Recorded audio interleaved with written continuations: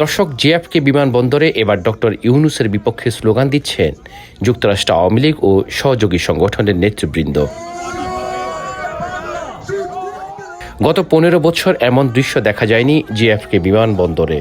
এর আগে জাতিসংঘ সাধারণ পরিষদে সেপ্টেম্বরের এই সময়টায় যোগ দিতে আসতেন সাবেক প্রধানমন্ত্রী শেখ হাসিনা।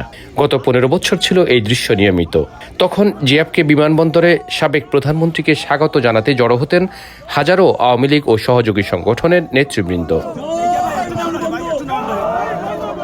এবার সম্পূর্ণ ভিন্ন চিত্র। জাতিসংঘ সম্মেলনে স্বাভাবিকভাবেই আসতে পারেননি শেখ হাসিনা, তবে বিমানবন্দরে জড়ো হয়েছেন আওয়ামী লীগের নেতাকর্মীরা। কিন্তু তা আগে সরকার প্রধানকে স্বাগত জানাতো, আর এবার বাংলাদেশের রাষ্ট্রের দায়িত্বে থাকা ডক্টর ইউনূস